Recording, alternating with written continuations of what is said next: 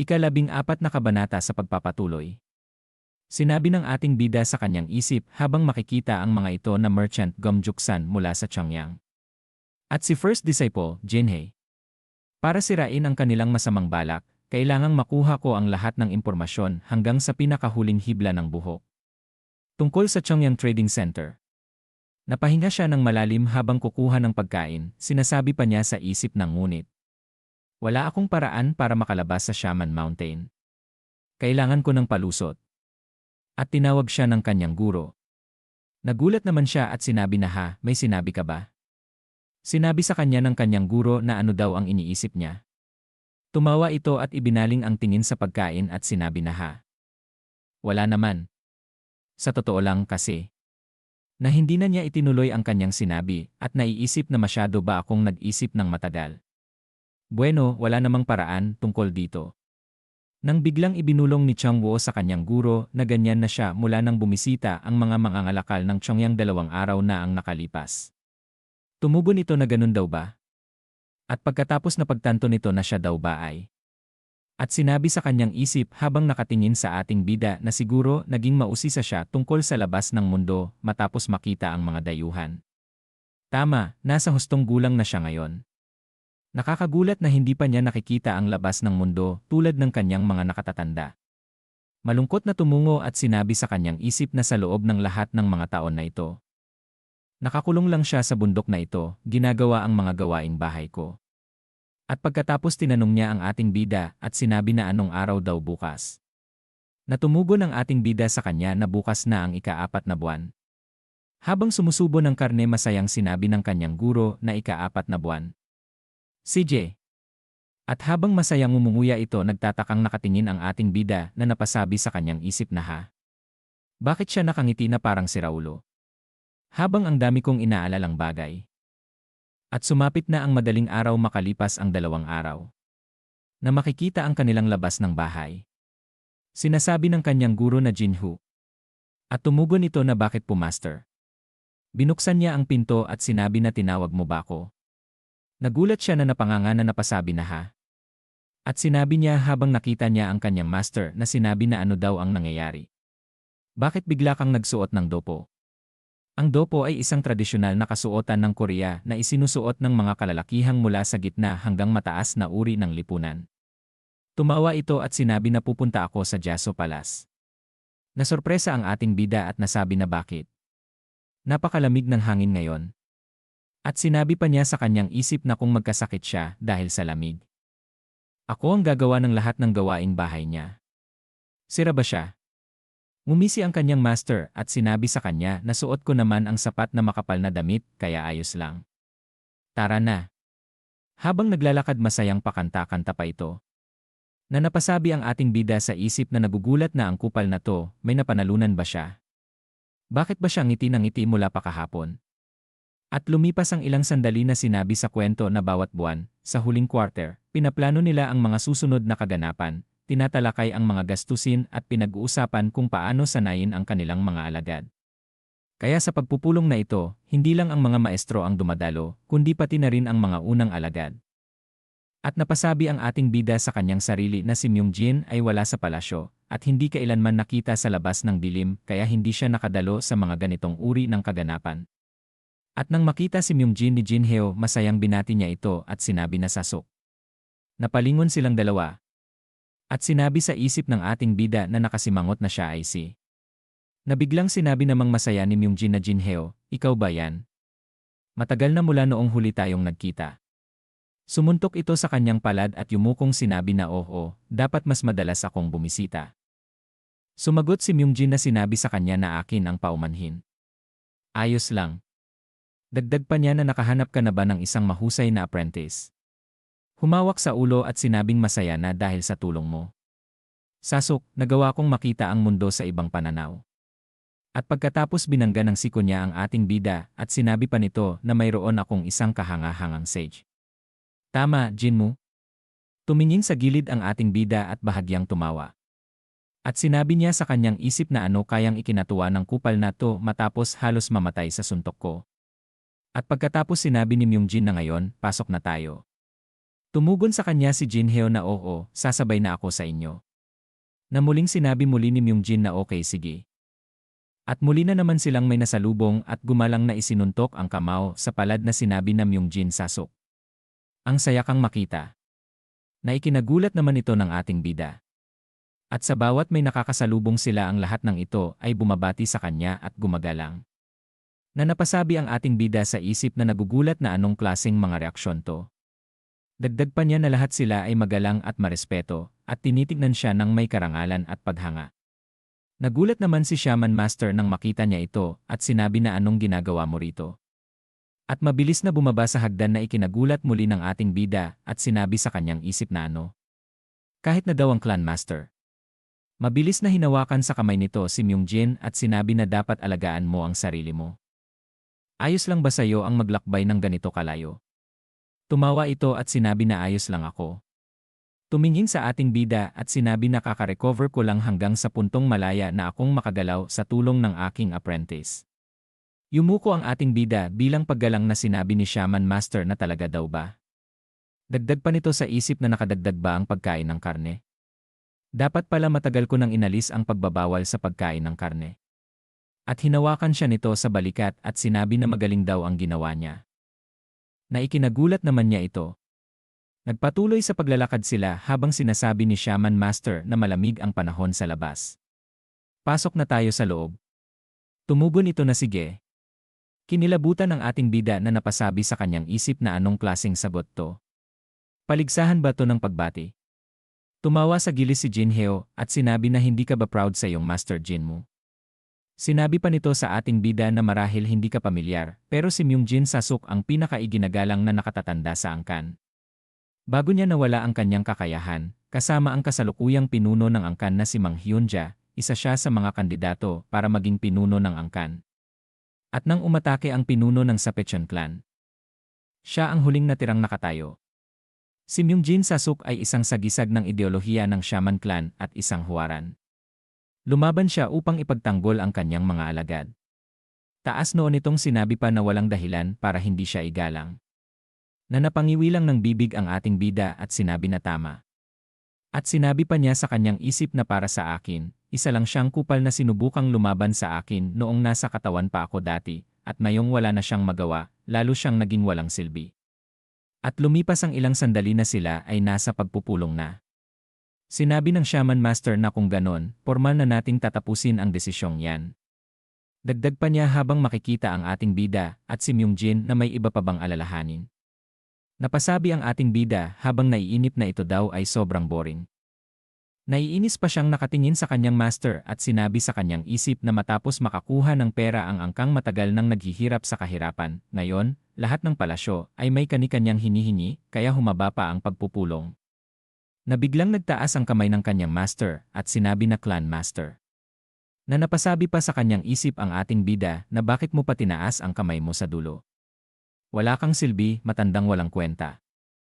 At sinabi ng kanyang master na ang pagkakaroon ng ugnayan sa Chongyang Trading Center ay maaaring maging kapaki-pakinabang, ngunit dapat pa rin nating isaalang-alang ang mga maaaring maging kahihinatnan. Na napatingin sa kanya si Shaman Master na ikinagulat nito. Sinabi pa ni Myungjin habang nakatingin sa ibaba na siyempre, ito ay rekomendasyon ni Jinhye, ngunit hindi malinaw ang kanilang mga motibo at hindi natin alam ang pinagmulan ng kanilang pera. Dagdag pa niya na kung gagamitin natin ito nang hindi nasasagot ang mga tanong na ito, tiyak na magdudulot ito ng problema. Na napasabi sa isip na may pawis sa pisngi si Jinhye na ano na naman ang ginagawa ng matandang yon na wala na nga sa eksena. Sinabi pa ni Myungjin kay Shaman Leader na sa tingin ko, mas mabuting magkaroon tayo ng sarili nating mga disipulo sa tabi nila. Tumugon ito na disipulo. Muling sinabi ni Myungjin na oo, ang palusot natin ay tutulungan sila, pero sa totoo, mag-imbestiga tayo ng malapitan. Dagdag pa niya habang itinaas ang isang daliri na mayroon na tayong tradisyon sa mga lumang trading center, kung saan ipinapadala natin ang ating mga unang alagad upang protektahan sila. At ang ating mga alagad ay mas malakas kaysa sa anumang mga gwardyang maaari nilang upahan. Kaya tiyak na magugustuhan nila ang tulong natin. Humawak sa balbas ang leader ng shaman at nakapikit na sinabi na magandang ideya yan, pero sino ang ipapadala natin? Dapat nating piliin ang isa sa mga pangunahing alagad. ang pinakaangkop na tao. At sinabi sa kanya ni Myungjin na andyan naman daw si Jinmu. Kaya wag daw siya mag-alala. Nagulat ang ating bida at sinabi sa kanyang isip na paano kung dumating si Myungjin sa pagpupulong na ito kaninang umaga para rito. Lumingon ito sa ating bida sabay kindat na sinabi pa ng ating bida sa kanyang isip na ang pagpapanatili sa kanya ng buhay ay sa wakas nagbunga. Binabawi ko na ang sinabi kong wala kang silbi. Nagniningning sa tuwa si Jinhyo na napatikom pa ng kamao at sinabi na ang ipinag-aalala ni Myungjin. Sasuk ay may katuturan. Ang ibang mga unang alagad ay abala na sa mga suliraning nangyayari sa kanilang mga palasyo. Dagdag pa niya na ipadala natin si Jinmu. At kumindat ito sa kanya na sinabi sa isip ng ating bida na pati ikaw, Jinhyo. Mabuting tao ka pala. Kung nalaman ko lang to noon, hindi sana kita binugbog ng ganun kahirap. Masayang sinabi rin ni Master Yonggyun kung doon na sang-ayon ako. Nakilala na ni Jinmu ang mga mangangalakal ng Chongyang at mukhang interesado rin siya. Hindi naman makapaniwala si Jinhye sa kanyang narinig at napasabi na lang na Master. Tumango-tango naman si Master Shaman at humawak sa kanyang balbas at sinabi na magandang idea yan. Dagdag pa niya na ano sa tingin ng lahat. Makikita ang ating bida na masaya na mapapakinggan ang pagsang-ayon ng lahat sa kanya. At napasabi siya sa kanyang isip na tingnan mo to, ano sa tingin ng lahat.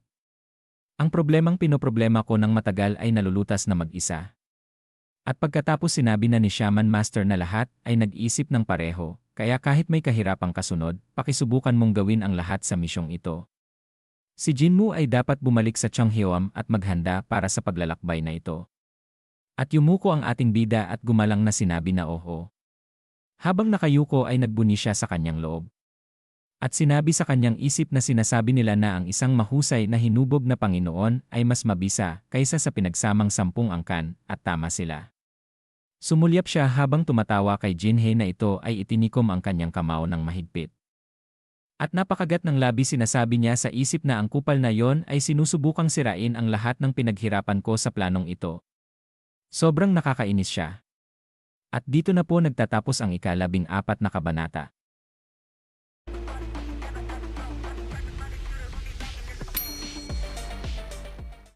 Ika-15 kabanata. Sa pagpapatuloy. Umuulan at mapapakinggan ang mga huni ng palaka. At mula sa pavilyong ito, mapapakinggan ang isang malakas na boses sinasabi na Jingung Sahyong. Manonood ka na lang ba? Na makikita si First Apprentice na si Wu Jingung na tahimik lang na nag-iisip. At sinigaw pa ni Jinhye sa mga ito na isipin nyo naman. Si Jinmu ay isang taong nasa ilalim ng probasyon dahil sa kanyang maling pag-ugali at paglabag sa mga patakaran. Ang italaga siya sa isang misyon sa labas ay talagang hindi na niya tinapos ang pagsasalita niya. At sinabi sa kanya ni First Apprentice Jinso na may karapatan kang magalit pero hindi ba naibasura na ng Elder Conference ang kanyang mga paglabag? Na napatingin sa kanya si Jinhye. Itinuro niya ang dibdib nito at sinabi na huwag kang maging masyadong inosente, Jinso. At tumingin pa ito ng masama sa kanya at sinabi na ang kinalabasan ng Elders Conference ay hindi laging tama. Maaari rin silang magkamali minsan. Natumugon ito sa kanya na ano? Isipin mo ang sinasabi mo. At napasigaw ang nasa likod nito at sinabi sa kanya na Jinhye, tumigil ka sa pagsasalita. Sumagot ito na naiinis at sinabi na hindi daw naman siya mali. Alam mo yan? Dagdag pa nito habang makikita ang mga itong nakasimangot na ang bawat pangunahing alagad mula sa bawat palasyo ay hinirang.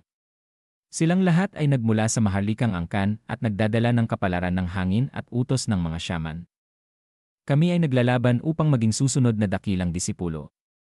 Sinigaw pa nito sa kanila na, pero paano naman si Jinmu? Anak lang siya ng isang dodong at isang magsasaka. Ang tanging meron siya ay ang suporta ni Myungjin Sasuk. Pero nagagawa niyang guluhin ang pag-iisip ng pinuno ng angkan at ng iba pang opisyal. Niloloko niya ang ibang mga alagad para kumain ng karne. Ang dodong ay isang mababang antas na anak sa isang angkan. Dagdag pa nito na sinigaw na sinisira niya ang lahat ng tradisyon ng mga shaman. At dapat natin siyang parusahan para sa kanyang mga ginawa. Biglang pumasok si Jinyo at sinabi na masyado kang nagiging sabik para sa maling dahilan. Mabilis na napalingon si Jinhye na nagtataka. Sinabi pa sa kanya ni Jinyo na ano ang mga tradisyon. At ano ang naibibigay sa atin ng ating mga tradisyon.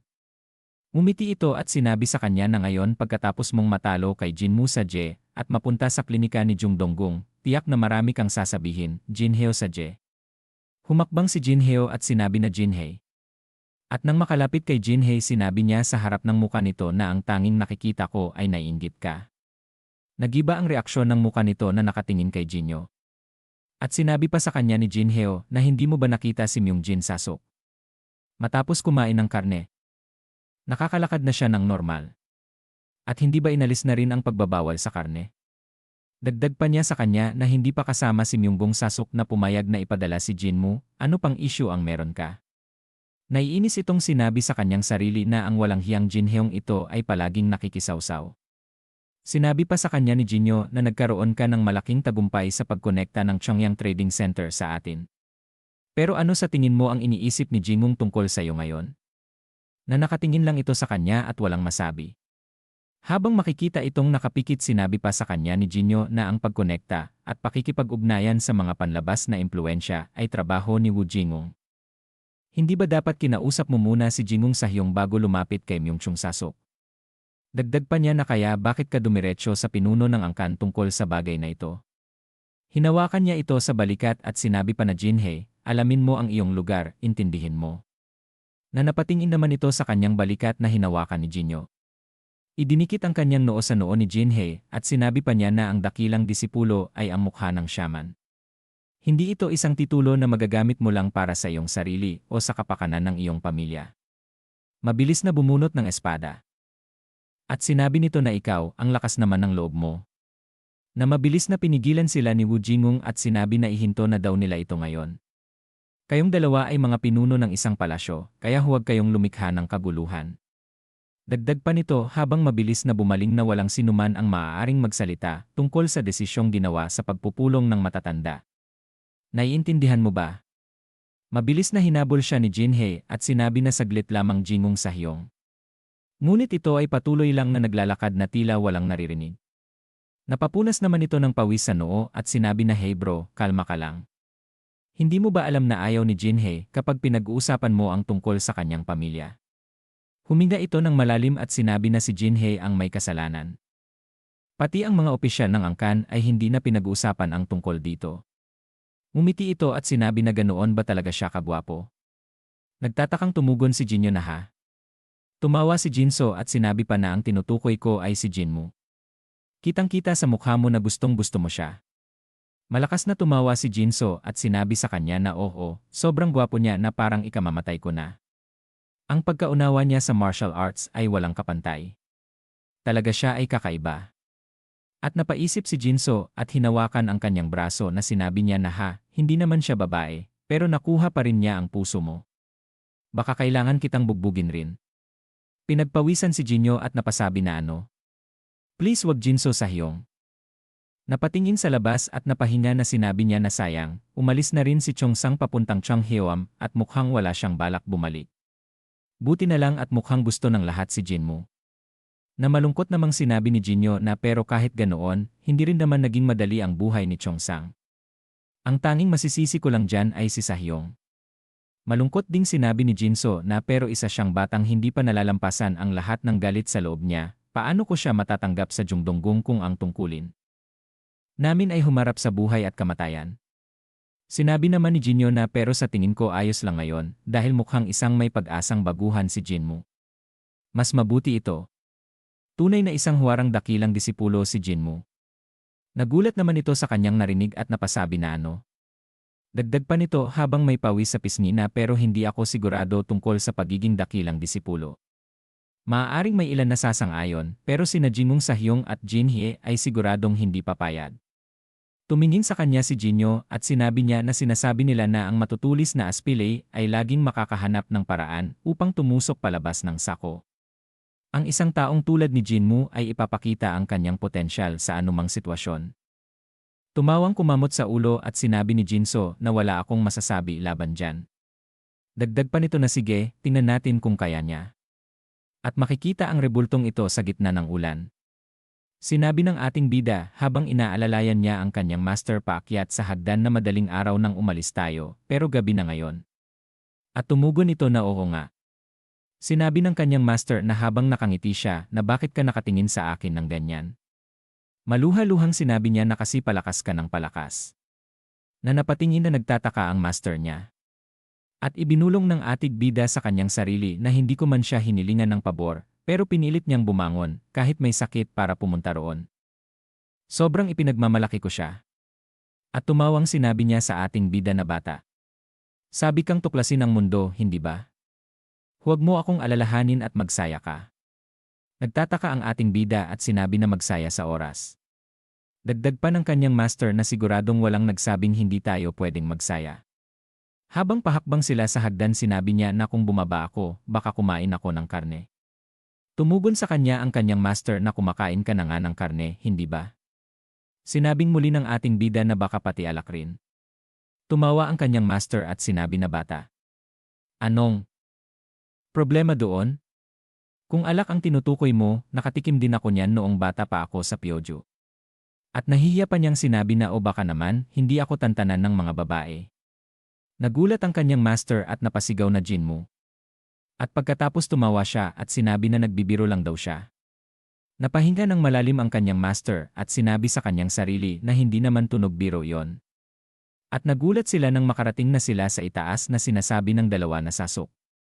Nagtataka ang ating bida na napasabi na sasok. At sinabi pa ng ating bida sa kanila na ano raw ang ginagawa nila. Sinabi ni Changwo na may mission sa labas, di ba? Sinabi naman ni Chongsang na sasama kami sayo. Ang mga disipulo ay dapat nag-aalaga sa kanilang master. Nagulat ang ating bida sa kanyang narinig. Sinabi pa ni Chongsang sa kanya na natural, kami ang kasama mo. Sino pa ba? May basbas na kami mula kay Sasokjo. Na ipinakita pa ang mga barya sa palad ni Changwo at sinabi na binigyan pa nga kami ng baon ni Jinyo Sasok at sinabihan kaming bumalik ng ligtas. At napasabi ang ating bida sa kanyang isip na itong si Jinheo, gago. May pakana pa para ipaubaya sa akin ang bobong si Changwo. At pagkatapos sinigaw niya na hindi ako nasisiraan ng ulo para isama kayo. At ako ang personal na pipili ng mga karapat-dapat para sa misyon na ito. Habang papasok na siya hinawakan siya ni Changwo sa paa na sinasabi pa ng ating bida na pumasok na tayo master. Natumugon ito na okay. Habang sinisigaw ni Changwo isama daw niya sila, malayong pinagmamasdan sila ni Jinhei. At sinabi nito na Jinmu, paano mo nagawang wasakin ang maraming taon ng pagsisikap at pagpaplano ng aking pamilya? Hawak ang haula na may nakakulong na ibon sinabi pa niya na 20 taon na ang nakalipas, pinadala ako ng lolo kong si Uzumyong upang maging apprentice ng isang shaman. Na naalala pa niya noong bata pa siya na sinabi sa kanya na ang kapalaran ng pamilya Wu ay nasa iyong mga kamay ngayon. Sinabi pa ng kanyang lolo na, kailangan mong gawin ang aming pamilya na makilala bilang isang tunay na angkan ng martial arts. Ang pamilya Wu bago pa ang aking lolo ay nasa likod na lansangan ng Danganggu. Isang pangkat na gumagawa ng maruruming trabaho na ayaw gawin ng iba. Nagawang baguhin ng aking lolo ang direksyon ng aming pamilya tungo sa pagiging isang angkan ng martial arts.